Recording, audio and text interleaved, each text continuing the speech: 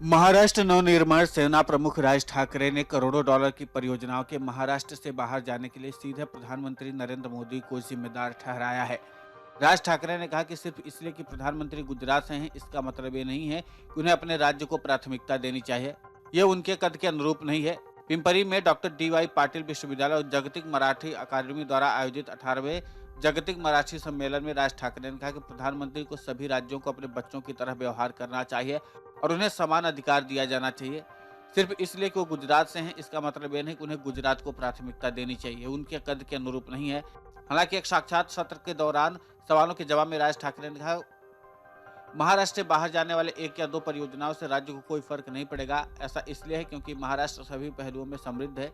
ये कई मोर्चों पर कई राज्यों से आगे है। महाराष्ट्र के भाग्य के बारे में चिंता करने की कोई जरूरत नहीं। यहाँ तक कि अगर हम जो कुछ भी हैं और उसकी रक्षा ही कर लेते हैं तो भी हम दूसरों से आगे रहेंगे। दूसरे विपक्षी दलों ने राज ठाकरे के महाराष्ट्र से बाहर जाने वाले 1 या 2 परियोजनाओं का राज्य पर कोई प्रभाव नहीं पड़ेगा वाले बयान पर निशाना साधा। शिवसेना के सांसद विनायक राउत ने कहा, ऐसा लगता है राज ठाकरे ने बीजेपी की सुपारी ले ली है।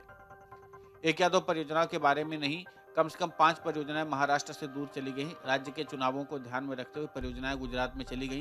ये दुर्भाग्यपूर्ण है कि राज ठाकरे इस तरह के बयान दे रहे हैं। मनसे प्रमुख का बयान पिछले साल के घटनाक्रम की ओर इशारा करती दिख रहा था।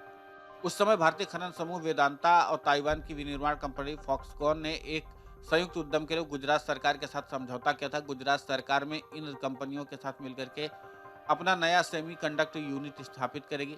पीएम मोदी ने समझौते को भारत की सेमीकंडक्टर विनिर्माण महत्वाकांक्षाओं को तेज करने वाला एक महत्वपूर्ण कदम कहा था। इसके बाद महाराष्ट्र में एक राजनीतिक आरोप प्रत्यारोप का खेल शुरू हो गया था। विपक्षी दलों ने भारतीय जनता पार्टी और पीएम मोदी पर गुजरात विधानसभा चुनाव से पहले परियोजना को महाराष्ट्र से बाहर ले जाने का आरोप लगाया था। इसी मामले में मनसे प्रमुख राज ठाकरे का नया बयान भी सामने आया है कि पीएम मोदी को देश के सभी बच्चों को एक समान देखना चाहिए, किसी के साथ भेदभाव नहीं करना चाहिए। हालांकि ये कोई पहली बार नहीं है जब राज ठाकरे ने पीएम मोदी पर सीधा निशाना साधा हो। इससे पहले भी जब महाराष्ट्र से निवेश गुजरात गया था तो राज ठाकरे ने सीधे पीएम मोदी पर निशाना साधते हुए आरोप लगाया था कि पीएम मोदी ने महाराष्ट्र के बच्चों के साथ भेदभाव किया है। साथ ही राज्य की शिंदे फडणवीस सरकार पर भी तीखा हमला बोला था। लेकिन एक बार फिर से पीएम मोदी पर हमला बोल करके राज ठाकरे ने महाराष्ट्र का सियासी पारा हाई कर दिया है। हालांकि इस साल के शुरुआत में राज ठाकरे ने महाराष्ट्र से जुड़े कई मुद्दों पर विस्तार से अपनी बात रखी, लेकिन बेहद सधे हुए अंदाज में अपनी बात को रखा।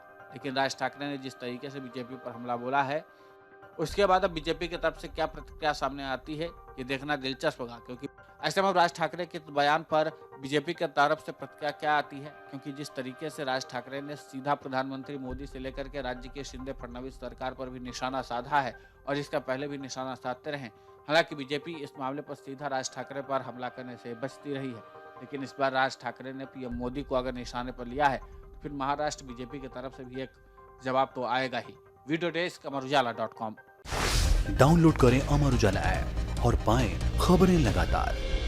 अगर आप ये वीडियो YouTube पर देख रहे हैं तो हमारे चैनल को सब्सक्राइब करें और बेल आइकन को दबाना ना भूलें। अगर आप Facebook पर ये वीडियो देख रहे हैं तो हमारे पेज को लाइक करें।